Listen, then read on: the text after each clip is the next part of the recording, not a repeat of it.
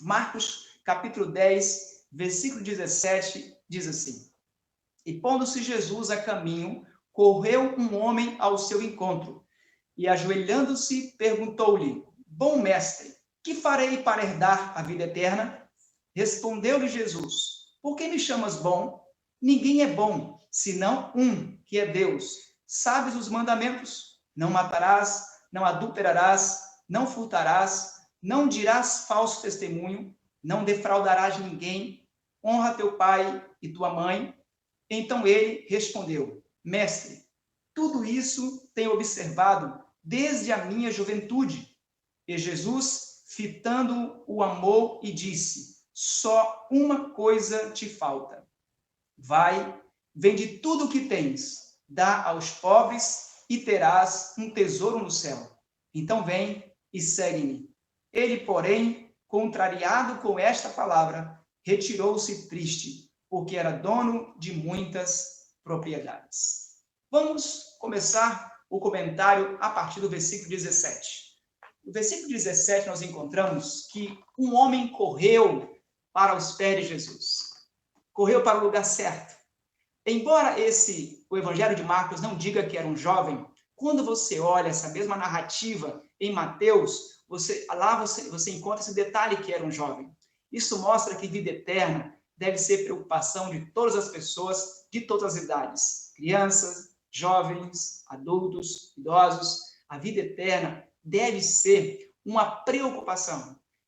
Deve-se gastar cada tempo se construindo para a vida eterna. E diz o texto que ele foi e se ajoelhou aos pés de Jesus. E no meio do caminho, na frente de todo mundo, geralmente jovens, adolescentes, têm vergonha de fazer essas demonstrações assim de amor em público, mas aquele jovem, quando você olha a narrativa, diz que Jesus tinha acabado de abençoar várias crianças, e ele ficou tão tocado, tão sensibilizado, que ele correu em direção a Jesus e ele se colocou ajoelhado aos pés de Jesus. E era um jovem rico, detalhe, e não teve nenhuma vergonha de demonstrar esse grande amor por Jesus. Às vezes eu fico preocupado quando eu vejo jovens que não trazem a Bíblia para a igreja, não levam a Bíblia para a igreja, não levam a lição da escola sabatina, e às vezes eu penso que alguns têm vergonha. Você não pode ter vergonha. Você não deve ter vergonha de levar a sua Bíblia, de levar a sua lição da escola sabatina. Deus nos deu o privilégio de poder carregá-la. Deus nos deu o privilégio de recebê-la. Então não se envergonhe de fazer em público demonstrações de amor a Jesus.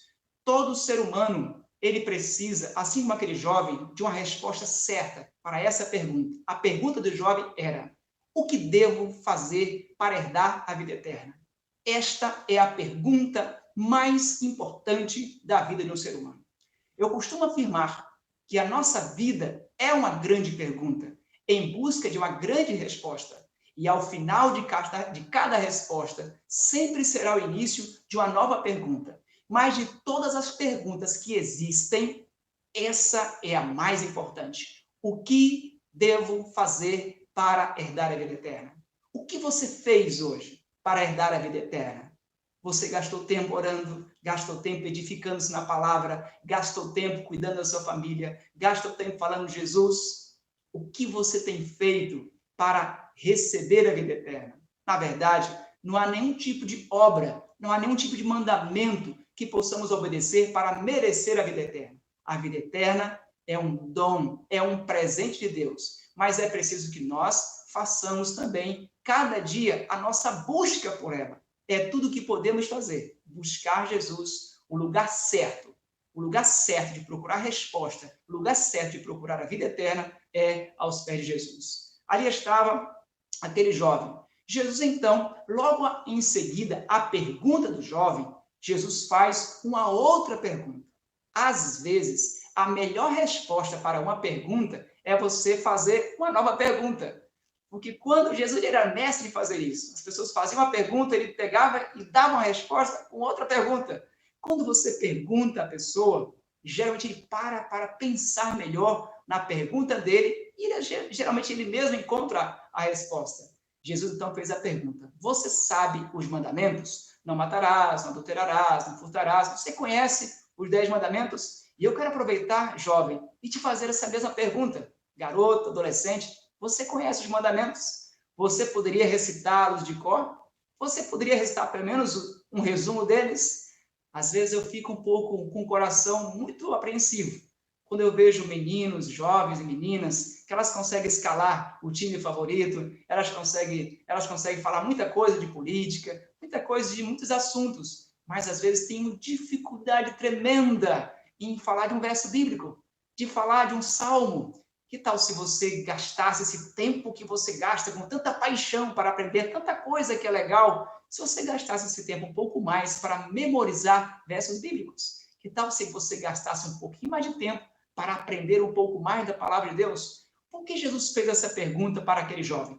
Por que Jesus perguntou para ele se ele sabia, se ele conhecia a palavra de Deus? Vou te dar pelo menos duas razões. Primeira razão, a Bíblia é o nosso único guia seguro para encontrar o caminho da vida eterna.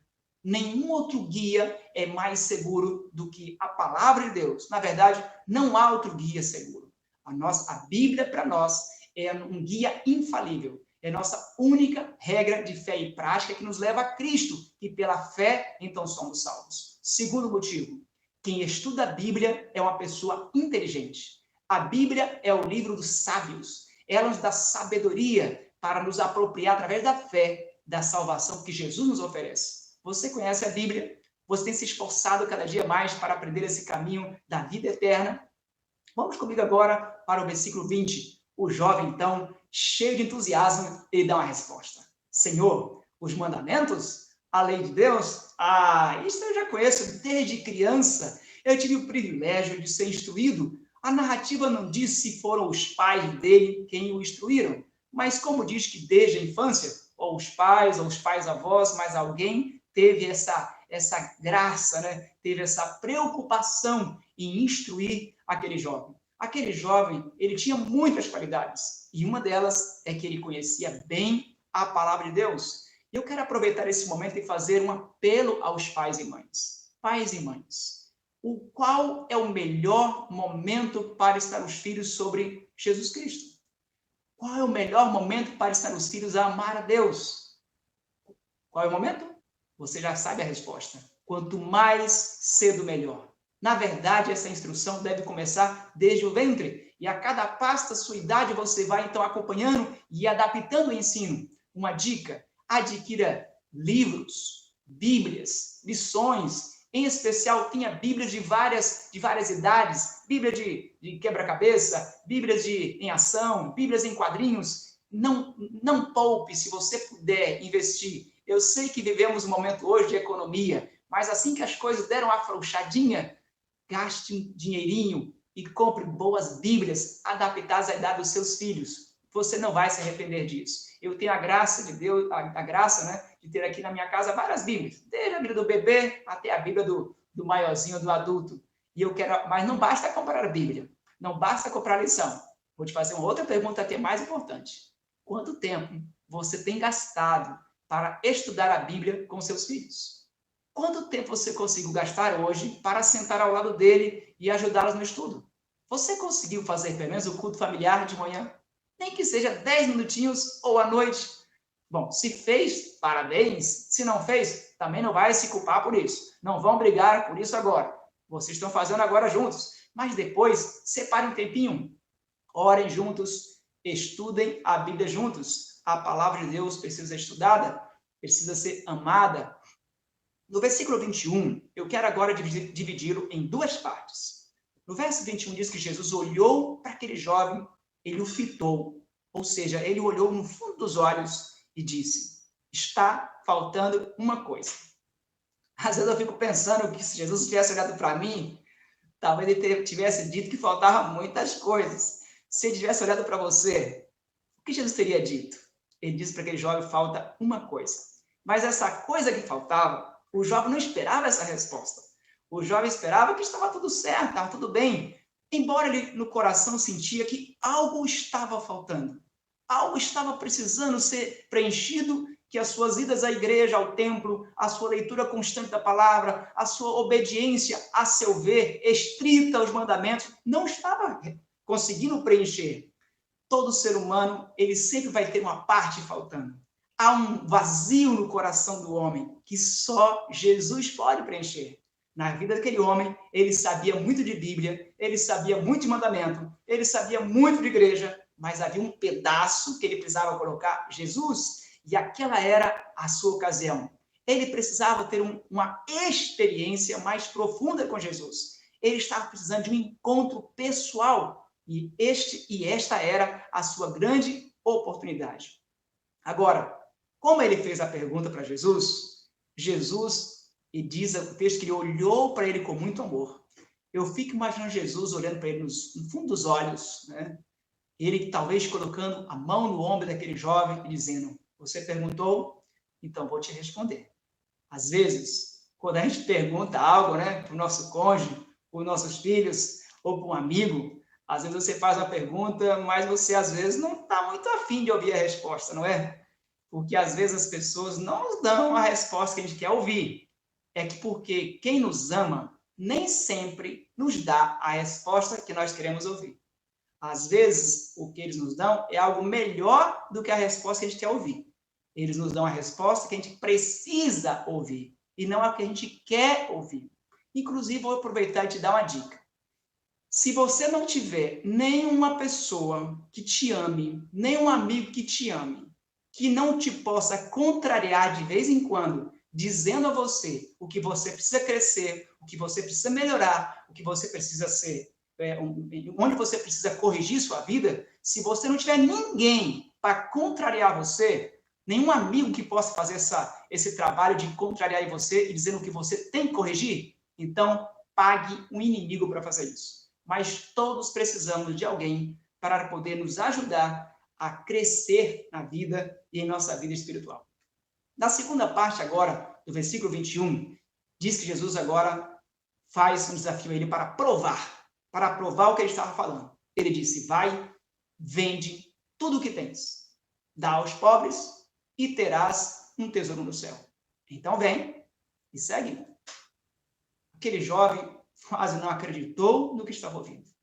Aquele jovem era muito rico. O problema não é que ele era rico. Não há nenhum problema em ter dinheiro. Na Bíblia encontramos homens ricos, como Abraão, como Jó e outros, que eram homens ricos e fiéis.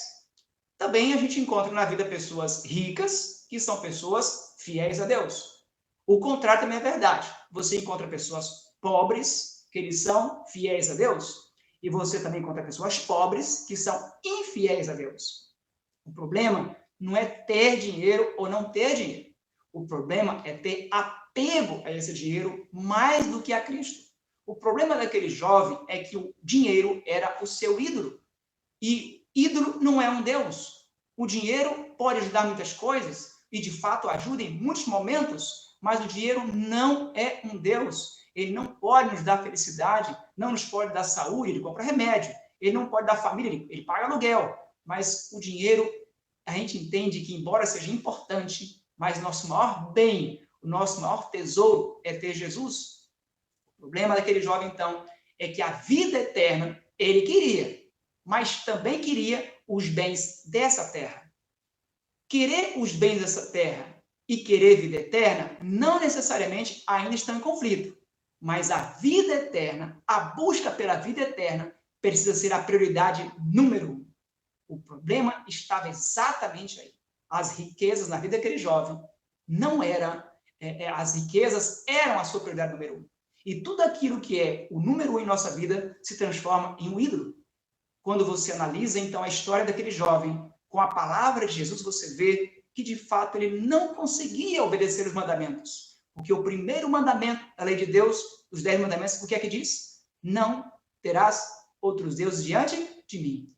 Infelizmente, tudo aquilo que você coloca em primeiro lugar na sua vida, isto é o seu Deus. Isto é o seu ídolo, o seu falso Deus. Esse falso Deus pode ser o dinheiro, pode ser também um emprego, pode ser um cônjuge, pode ser um vício.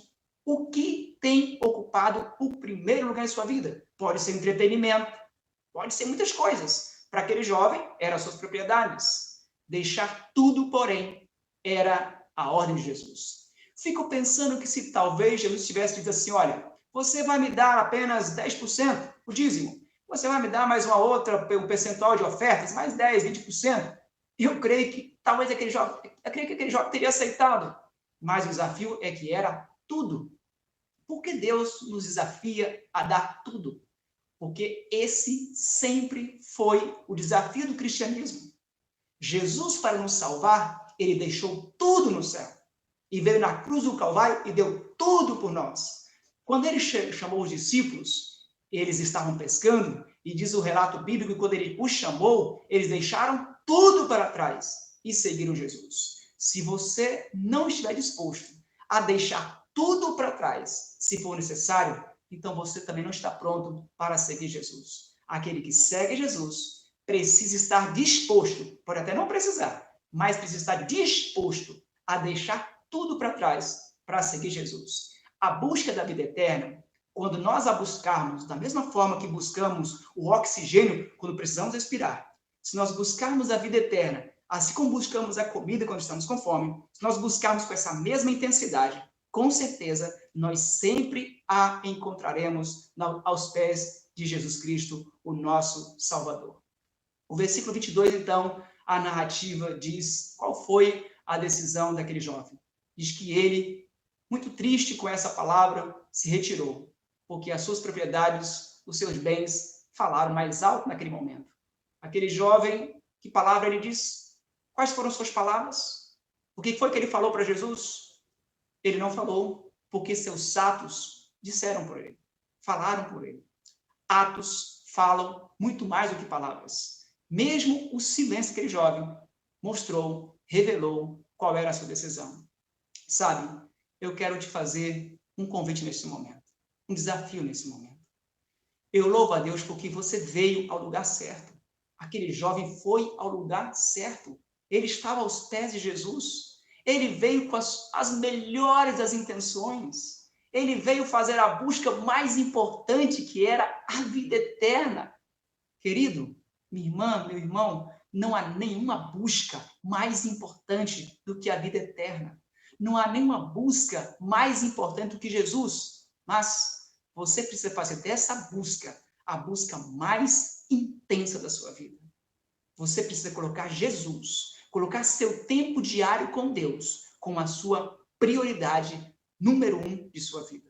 É claro que temos obrigações a cumprir, temos tarefas a cumprir, temos responsabilidades a cumprir, mas primeiro precisamos buscar o reino de Deus e a sua justiça.